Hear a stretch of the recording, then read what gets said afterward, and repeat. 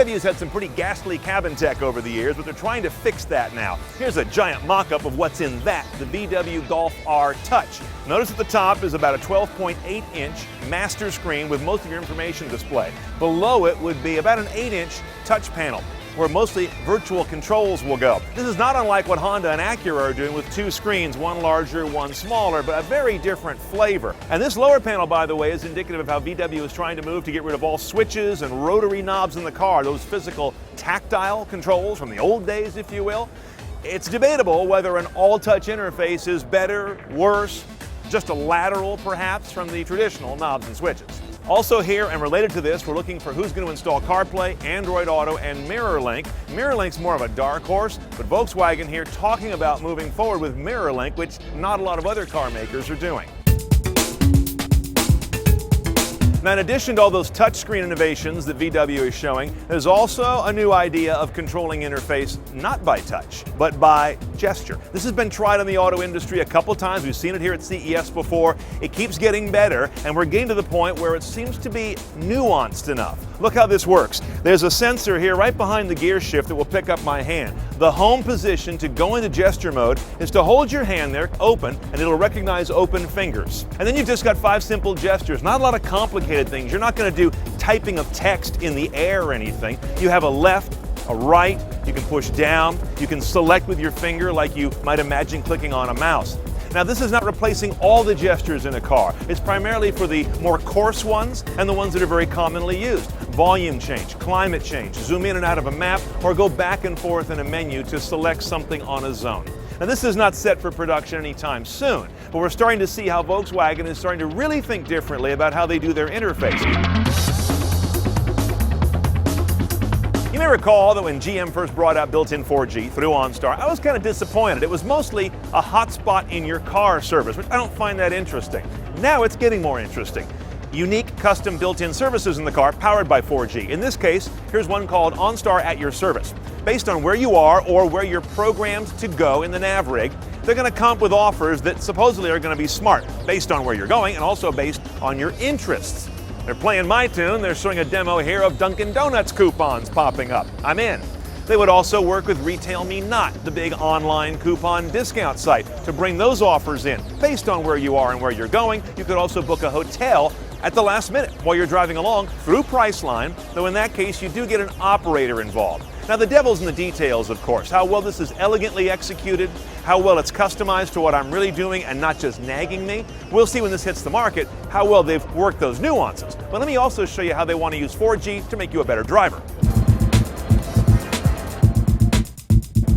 Now, this one's called Smart Driver Assessment. What this does is utilize the 4G connection in the car to harvest all kinds of data points about how you drive, and do so for a long time. 90 days is the snapshot they take. That's not even a snapshot, that's a big look. That is cloud service processed by OnStar, and after 90 full days of you allowing the service to see how you drive, then they send you a report. They email it to you, as well as giving you tips along the way through the vehicle's interface how you could drive better. It could be braking, steering, accelerator behavior, the way you travel at a certain speed in certain zones. That's one part. Then, if you agree to, and only at your permission, they can upload that to, at this point, one insurance company to qualify you for an insurance discount. Now, this is getting into the area of pay-as-you-drive or usage-based insurance. You don't need a 4G connection for that. A lot of the insurance companies will give you a little wireless dongle that goes into your OBD2 port. But this is making it more integrated into the vehicle and using the 4G to a cloud service to really crunch a lot of data about how you drive, not just some nuggets. Consumers were wary of pay-as-you-drive a few years ago, but the trends have been getting pretty healthy. A lot of folks say, you know what, if I can get a meaningful discount, I'm willing to let it happen.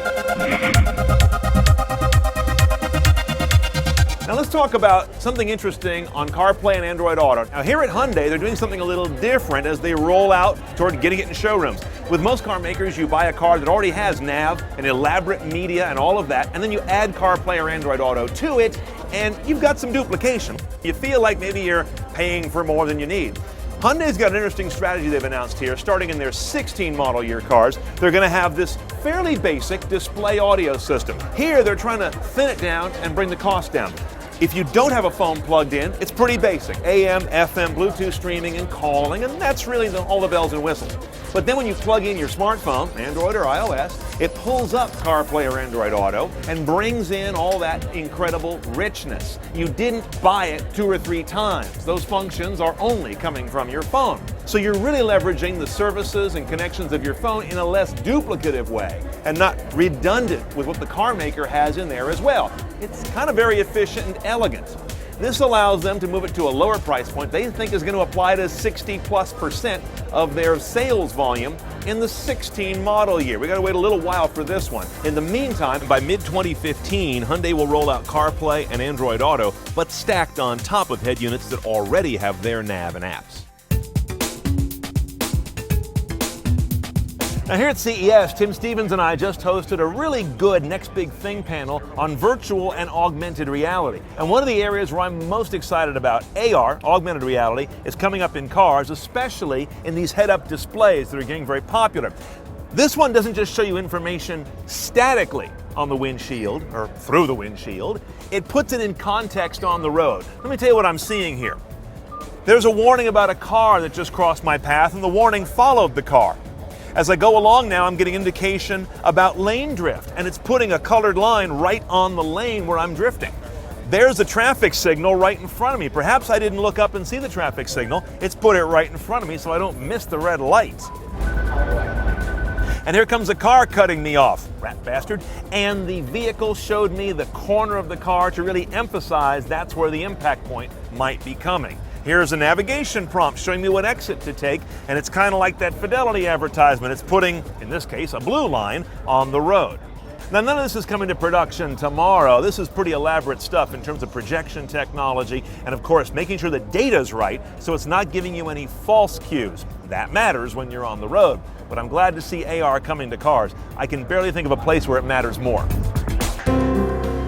BMW showed new ways to use laser headlights. Aside from reaching 1,800 feet, they can elaborately beam shape so you can stay on high beam while making cutouts in the projection to avoid oncoming drivers. These lights can work with the nav system to spill light out where the car is going next, even before the wheel turns. They can work with the driver assist cameras to call out pedestrians and animals on the side of the road by lighting them. And BMW showed taillights that use OLED technology for extreme flexibility of the light itself, but also flexibility in the pattern by which it illuminates.